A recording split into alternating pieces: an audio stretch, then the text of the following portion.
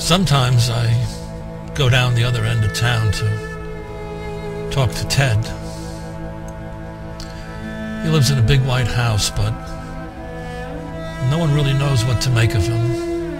Not the gardener or the kids outside the gate.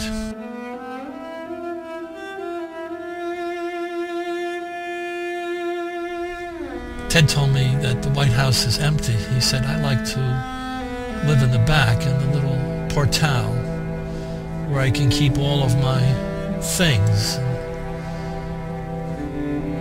He showed it to me one day, and his things turned out to be these balls of twine that he had made into perfect spheres.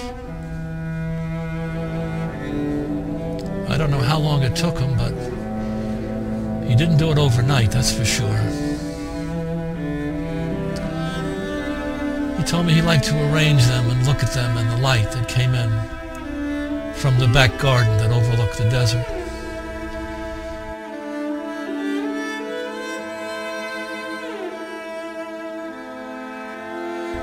Sometimes he walked on them, and sometimes he arranged them, and he said, you know, I like walking on them. You can feel each of them is different. They're like little worlds.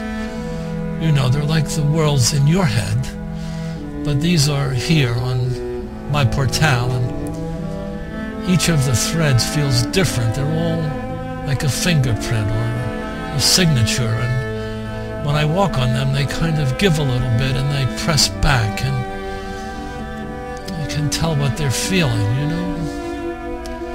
He said, think of them as dreams that you have at night that come to you and go, and they're all somehow connected, and you made them up, but you really didn't know how you made them up. You just kind of spun them out of the thread of your life, and when you go to sleep, he said, they just come back up and they're ready to press against you and press against your mind and speak to you.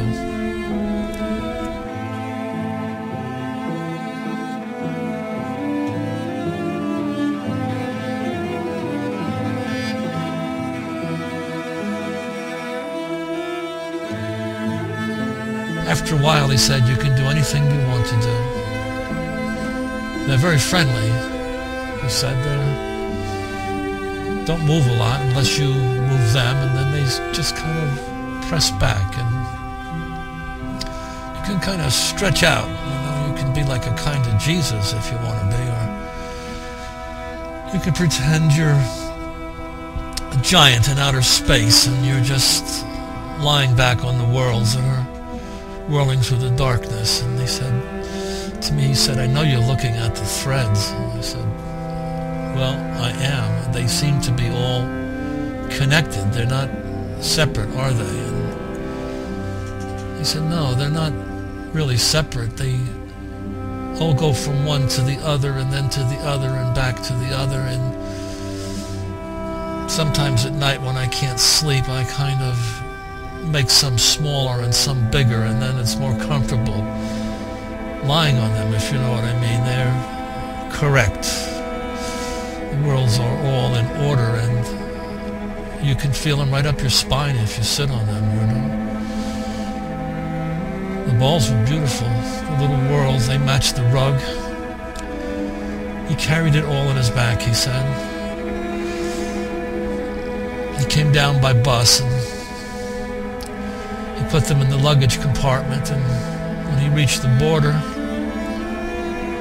the immigration people always made him unwind them. They thought he was carrying dope or guns, and he'd unwind them. He said, I don't mind. He said, they'll go back together almost by themselves by this time. And he put them back together again and just continue on his way. And he'd been doing it for years, winding and unwinding, setting up the rug and the little cradle, and then spinning them out over the days, just lying on the portal and looking up at the sky and doing whatever he wanted to do.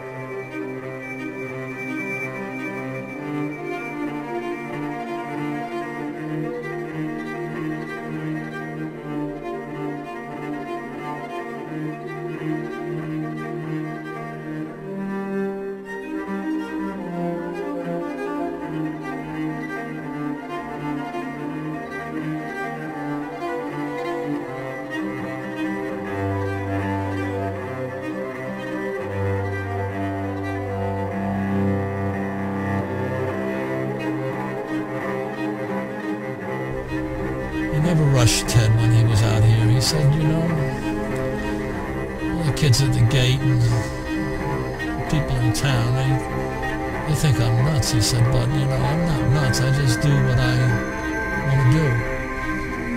And not many people do that, do they? He was right. Not many people do. They're always doing their father's business or their brother's business or their friend's business or their grandfather's business. It's hard to find out what your own business is, and Ted found that out. He said, I just make these worlds. I love the way they feel. I take them wherever I go. Sometimes I dream on them, and sometimes I just rearrange them. You know, all day long I'll just rearrange them and make one smaller and one bigger, and I never really stop. He said, there's so much to figure out. He said, you know, really, when you sit on them, it's never the same. You lay on them or you walk on them. It's just different every time. They kind of give a little bit and then they push back, and you can feel the little veins like fingerprints, and it's like they're talking to you, and then you very slowly kind of move around, and then they talk back again. He said, I could do that all day long, just sitting here and looking out at the desert. And he said, I couldn't give a shit about the White House. You know, they gave it to me because they felt sorry for me, that maybe I was just a little bit too nutty, but some part of them, whoever those people were, they just knew I was onto something, you know.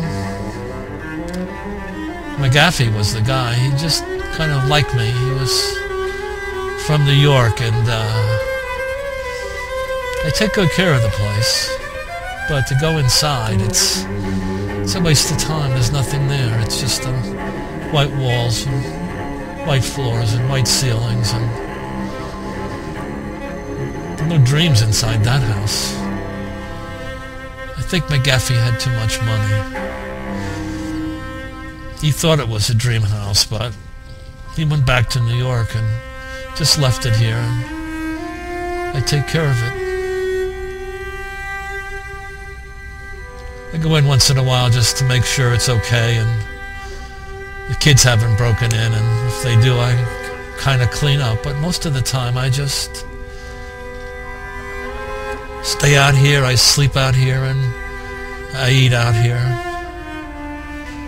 I live my life out here. I don't really have any other life but this. That's what he said to me. And I like this life. I chose it, and I live in it. Like I always wanted to. Like I always wanted to.